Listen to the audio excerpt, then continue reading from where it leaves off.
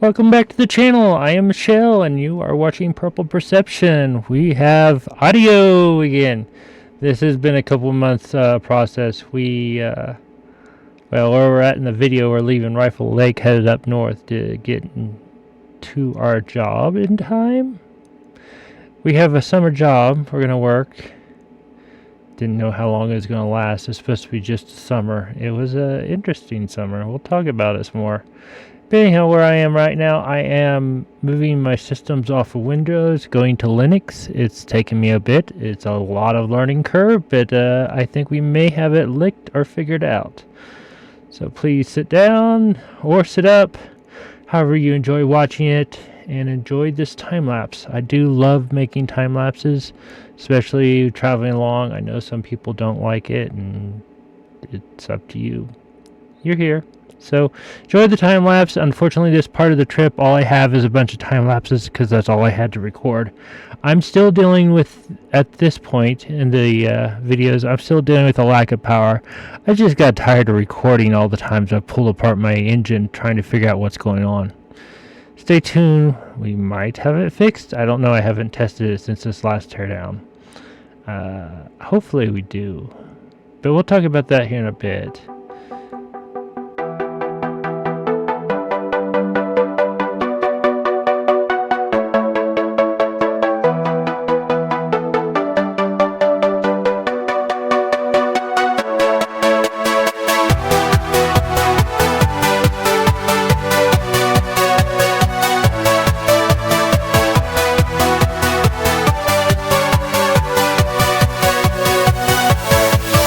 Yeah.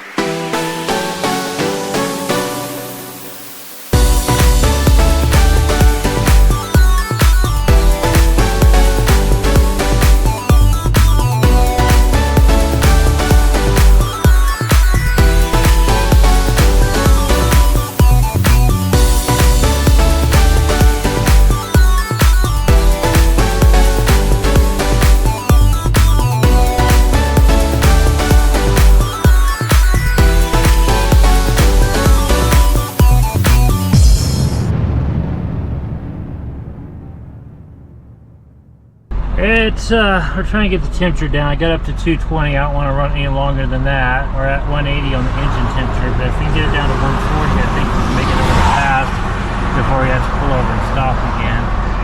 We're stuck about doing 20 miles an hour going up this thing.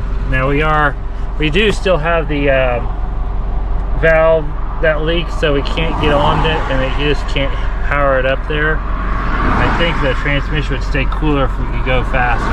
Not right now, not until we get that fixed. Once we get on the other side on the way down, it's Silverthorne, and then we'll go north from Silverthorne.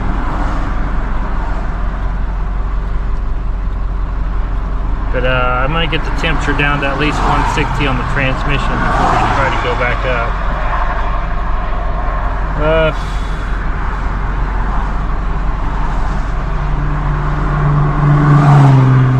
Yeah, I think once we get this problem fixed, it won't be so bad to travel uphill.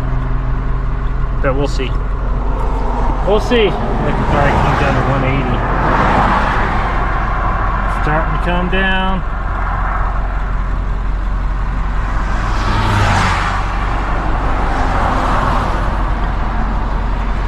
Supposedly you can drive at 220 for multiple hours, well, not multiple, for like 20 minutes before I have to worry about problems with the transmission, but I don't want to replace another transmission.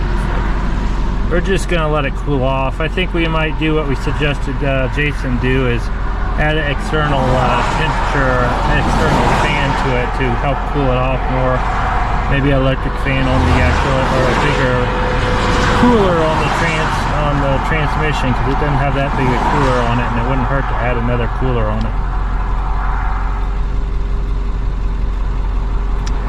I asked that vehicle that passed us, the tow vehicle, stopped and checked on us. I was wondering, I asked them how far to the top of the pass.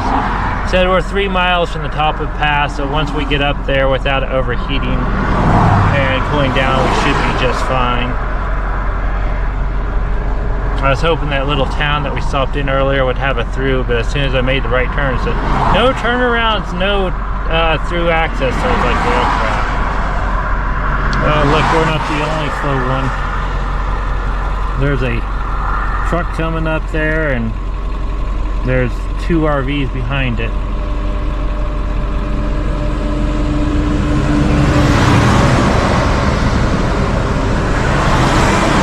They're doing probably about 20 also.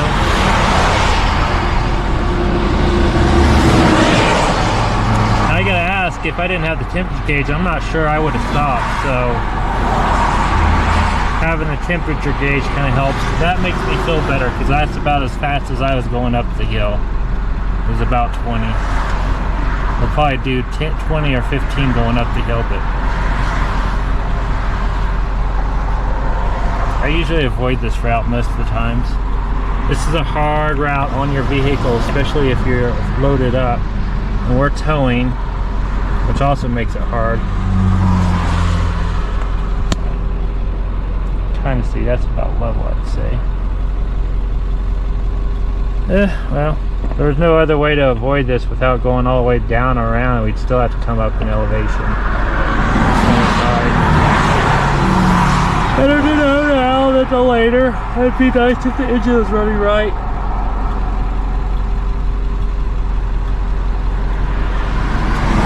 Not a big deal. I'm gonna probably get going here in a second. Well, we're going back uphill. There's a long time that I've wanted to come through the middle of Colorado, right over the 70, east or west. More or less, I wanted to go visit Arches National Park. I have avoided this area because in the bus, there's no way we was going to even attempt this in the bus. We would have got ran over by a big rig or something else. I had my friends follow me once over Vegas, and they said they'll follow me because I'm slower so they can keep the pace. Well, we went over the hill. It was 45, actually probably 25 if I remember right. They said, I'm sorry, no offense, do you mind if we go around you? We can't drive that slow. I understand there's a quarter mile of traffic stuck behind me because I'm going so slow on the bus. No way I'm going to try doing the 70 in Colorado. But we figured the ambulance has turbo diesel, even though it's acting up, it should do better than the bus ever did. Which it is, doing way better than the bus ever did. Plus I'm going at elevation. plus I'm in a big rig, plus I'm hauling a full-size pickup behind me. So there's all those things that are against me. It's still doing good. It's just not running right. It should have more power than this. We tested it before we did the build out, and actually up until about 2 years ago, it worked great. And then something happened whenever I went to leave home this time. I was going on the 412 east, and about the first 20 miles is doing good, and then something happened. I just lost all power. It's like, I'm not going back. I'm on my trip. I'm ready to go. I don't want to go back. Feels like a clogged fuel filter. So I pulled into the little town of Prairie, hoping I'd find someone to fix it, and that was the start of my problems. And then it's like, well, I'll stop by a diesel specific mechanic whenever I get out west to after trying to find the problem myself. Whenever I got out west there to Elk City, they messed with it for a couple days, and then they let me go on the weekend. Usually when a shop lets you go on the weekend, it's usually they've tried everything and they can't fix it. I was there for almost a week, I think. Way longer than I wanted to be. And I was like, all right, well, go west. Ended up in Albuquerque, and they told me I need a new transmission. And I was like, because the fluid is dark. And then whenever I kept adding fluid to help it get a little farther down the road, stupid me, I put it in park, and something dropped. It dropped the second gear out of it. And it's like, okay. So I babied it to the shop. They got me a new transmission. That was very expensive, by the way. And we still felt like a lack of power. They thought I had it heavy. I still have it under its weight. Even towing, I still have it under its weight. I mean, I've hauled at least, 4,000 pounds safely on top of what my truck weighs. And I know that it can haul that. So, and don't say that that broke it, because it wasn't, because I went over the Colorado mountains and everything else. Might have burned up my transmission, but we don't know. It's an old ambulance. It could have been abused its whole life, and we just threw the final nail in the coffin. Anyhow, I should have more power than that. That's the only reason I know. I know when I hit the gas on it, it picks up the front end at least like 4 inches. It's really nice. You can feel the power, and it doesn't do that anymore. And my gas mileage went from like 9 to 10 miles to the gallon down to 6. It has a 99.73 power stroke. And there's a lot of things that can cause that. And we keep going down the list and trying the next thing.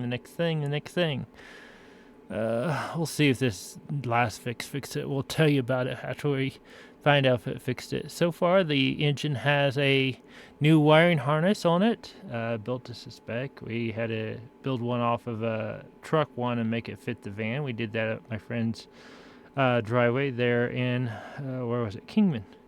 It was very kind to let me park there for like 3 days to try to get it fixed. But I appreciate that. I do very much appreciate that. However, I would like to get my stuff fixed before I'm relying on friends. Spent a month at Aj's, 2 weeks at Aj's place trying to fix it, along with the truck. I've been going back and forth between two vehicles for 2 years. It's part of the reason.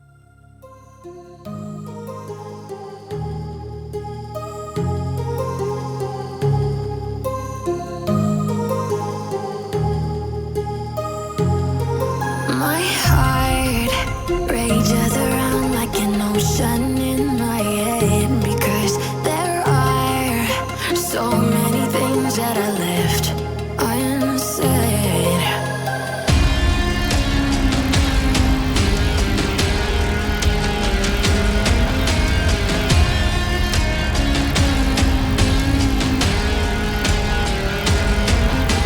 I can almost feel you walking in the distance, but I know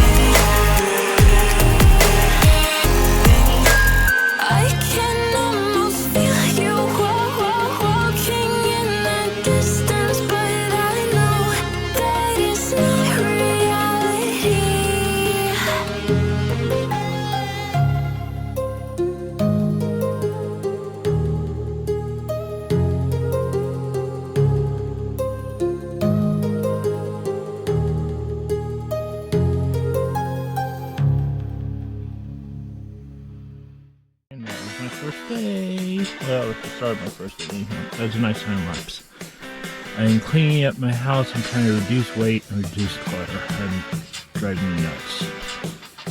The goal of this job is to get myself out in the wilds in a way that I can afford to live in beautiful locations. Of course, I can't use this because I have audio in the background I just can't use.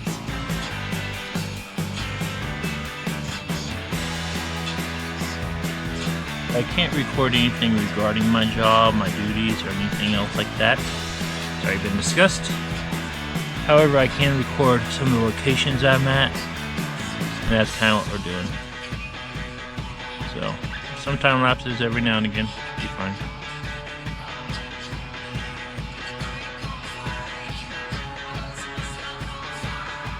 Get up and get going soon. Throw on my extra layers.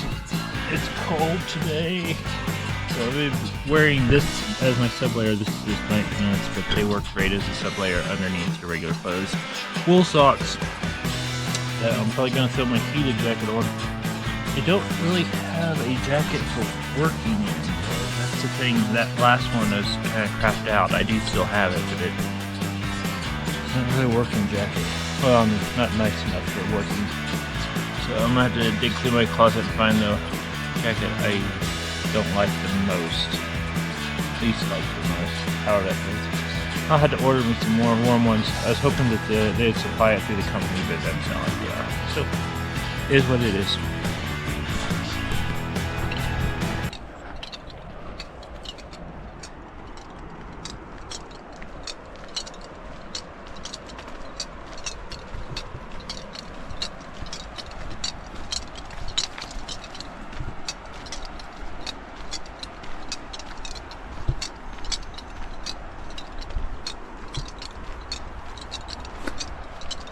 Okay. Drop this on there. I haven't posted for quite a while, and the reason why is because I'm working a summer job, testing out a camp hosting gig. I can't tell you where. It's part of the contract of getting hired. I also can't really share too much about what I'm doing in my day-to-day life. However, I have been told that I can share my hikes with you and anything away from the job. So today we're going to do one of the more longer hikes. One that I want to do before I get out of this area. We're having some, we're moving personnel all around everywhere. So, and I'll probably end up moving to a different campsite soon. So I want to get this hike done and check it out. And so I figured I should record and bring you along. Plus, I don't think I'll get back down here to do it if I don't do it now. So, where are we at? We're going to go as high as we can. This is Roaring Fork Campground and something else. This is the trail I was on the other day, actually. Shortcut. Yeah, we're going uphill. We're going to try to see how high we can climb. We got our walking shoes on, and we are just going to go have some fun before I have to work 5 more days and get exhausted. And we'll go from there. This is the trail. It's springtime in Colorado. It's high elevation. We have my bear spray. We have my air horn. We have the clicky keys in the background. We have the camera and we have the phone. Plus some glasses, hats, and we're covered in beets right now because there are ticks out here. And there is some other things. So, I haven't done this trail yet. I figured it'd be good to do this trail. I couldn't get anyone to go with me, so we're doing it ourselves.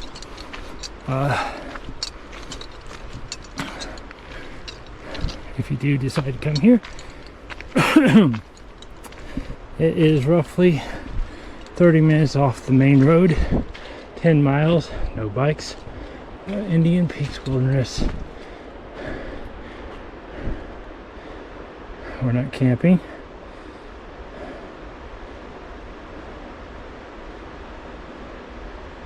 Let's see, day and special use for. So, if you have a scout troop, you're gonna have to have things, campfires, motorcycle.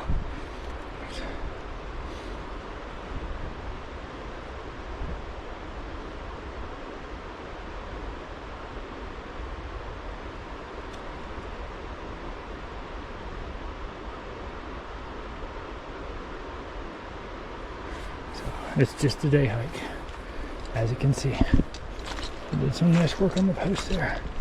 So up and up we go. I'm hoping we get a good look over the campsite that I'm working in and go from there. Alright, I'm gonna put you down. I have 34 minutes of record time on this, and we'll go from there.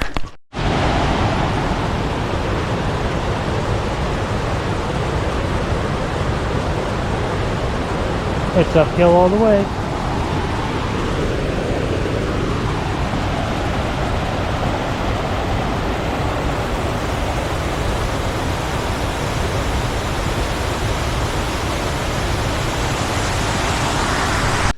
You know that noise in video games, if you ever played it and you have a big bear around you and it makes this big thump, thump, thump noise? Well, this hike is one of those that I got to experience it later on up the road. It's about another half mile up. The elevation on this hike actually starts out at like 8,300, and where I finally gave up, it was 9,300, and it was about a mile and a half in. Not too long before that, I had a little creek running next to me, and there's a little elevation area.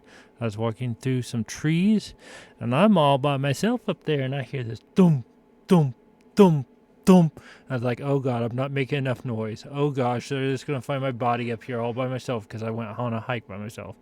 So I played my music, and it went away. This area, there's like 3 bears in the area. I had one really close encounter with a bear here. I actually was riding my e-bike whenever I first got here, and I was driving back from Monarch Lake, going back to my campsite, which is a moraine campground. You know, it's passing my coworker spot over at the front side. I can't even remember the name of it, but halfway back to my side, I'm riding my e-bike back. It's all fun, and I see this big old lump of brown on the side of the road, and I'm like 20 feet away, and I start to slam on this brake. It looks up at me and it's like, oh God, that's a bear. I can't outrun it. I get my bike stopped, and the thing runs to the tree line, which is another 25 feet away, and I was like, oh God, I'm way too close. I didn't bring my bear spray with me. I get my air horn out, and I'm like, oh God. It stopped and looked at me. I gave it a nice little squirt of the air horn, and it ran away straight towards my camp. Oh no. I was like, what the heck? So I go back to the coworker's place. Of course, she's not there, and I'm like, oh God. So I just hang out there ready to jet out of there on the e-bike. It's one of my new rules is I kind of avoid the e-bike up here because there's so many wild animal encounters. Whenever I first got here, I went on a walk without bear spray or air horn at that nice snowy spot you seen earlier. Ended up on the Roaring Fork side of it, and the lake's down like 31 feet, so there's a little river between us and the other side, and I spooked a mountain lion on the other side. All I hear is this, I didn't see it, all I hear is this meow hiss in the top of the trees, and it's like, oh, I'm sorry, let me just leave really fast. And it's like, well, where would I go? If I was out there all by myself and it charged me, what would I do? Because I'm not going to pick up a stick and fight it. It's like, well, we have bear boxes in the campground, so I'm going to get myself in the bear box and lock myself in. And there's a way to unlock it on the inside. So bear boxes are my backup whenever I do stupid stuff like not have bear spray or anything else like that. And I've seen multiple wild mooses. I've seen probably 12 of them. Still see them now. But when I was at that location, there was lots of mooses around.